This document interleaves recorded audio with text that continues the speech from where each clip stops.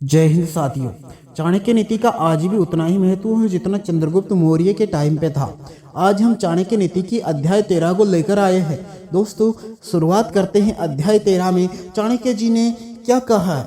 चाणक्य जी कहते हैं, मनुष्य यदि अच्छे कर्म करते हुए एक भी दिन जिंदा रहे तो उसका जीवन सफल है। इसके बजाय इस दुनिया और दूसरी दुनिया, इन दोनों के विरुद्ध कार्य करके यदि वो शताब्दियों तक जीवित रहे तो वो जीवन बेकार है।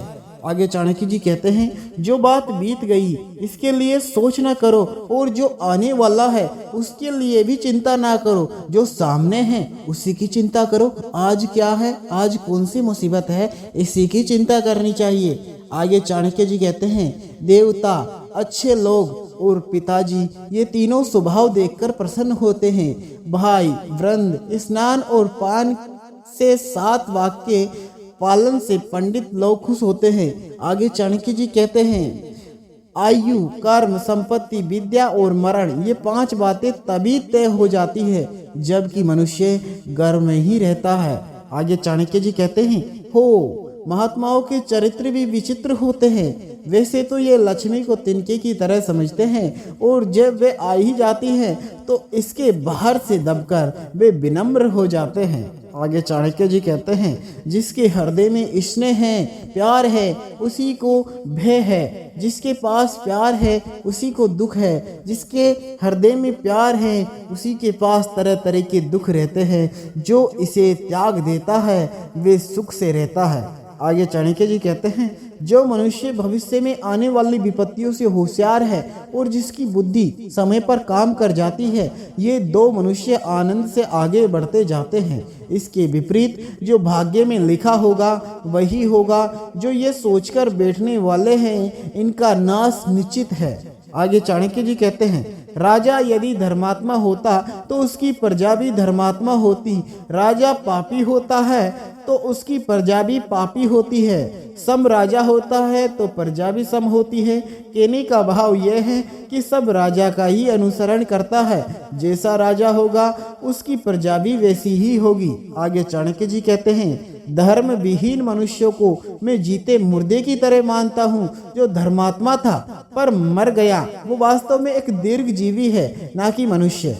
आगे चाणक्य जी कहते हैं, धर्म, अर्थ, काम और मोक्ष, इन चारों पदार्थों में से एक पदार्थ भी जिसके पास नहीं है वो तो बकरी के गले में लटकने वाले स्तनों के समान जन्म ही निर्थक है, व्यर्थ है। आगे चाणक्य जी कहते हैं, नीच प्रकृति के लोगों औरों के यश रूपी अग्नि से जलते रहते हैं। उसी पद तक तो पहुंचने का सामर्थ्य उनमें रहता नहीं, इसलिए वे उसकी निंदा करने लगते हैं। को नीच प्रकृति के लोग जो कुछ समाज में 1-2 सक्सेसफुल हो जाते हैं, उनके यश रूपी अग्नि के नीचे दबकर जलते रहते हैं। आगे चाणक्य जी कहते हैं, विषयों में मन को लगाना ही बंधन, विषयों में मन को लगाना ही बंधन है और विषयों से मन को हटाना मुक्ति है। भाव यह है कि मन ही मनुष्य के बंधन और मोक्ष का कारण है।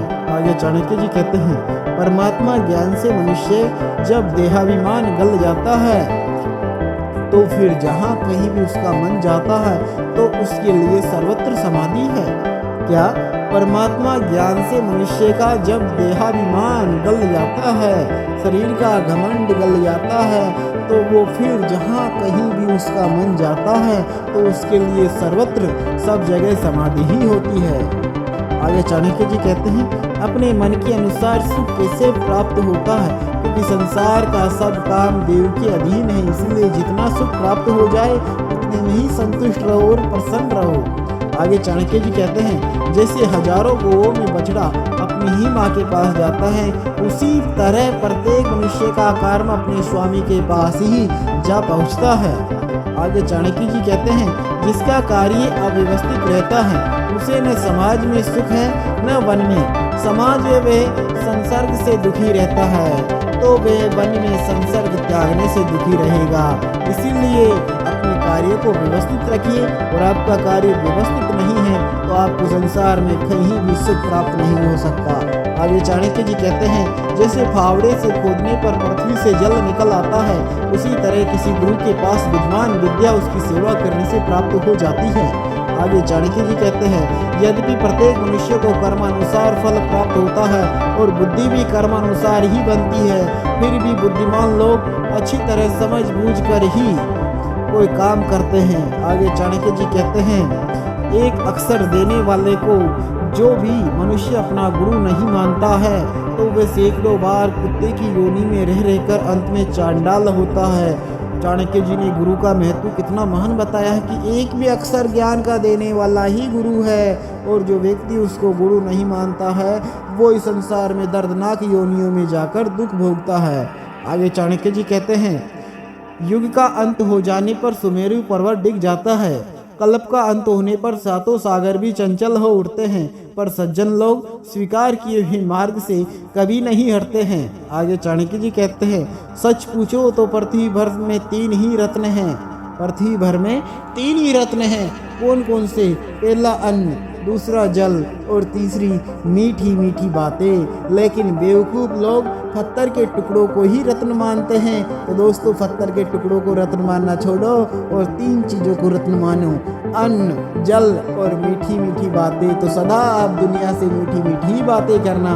जय हिंद साथियों। वीडियो अच्छा लगा हो तो वीडियो को लाइक शेयर करें, और ऐसे ही ज्ञानवर्धक और अच्छे वाक्य, अच्छे वीडियो देखने के लिए हमारे इस लोकेश देव आर्य चैनल को सब्सक्राइब करें। जय हिंद, वंदे मातरम साथियों।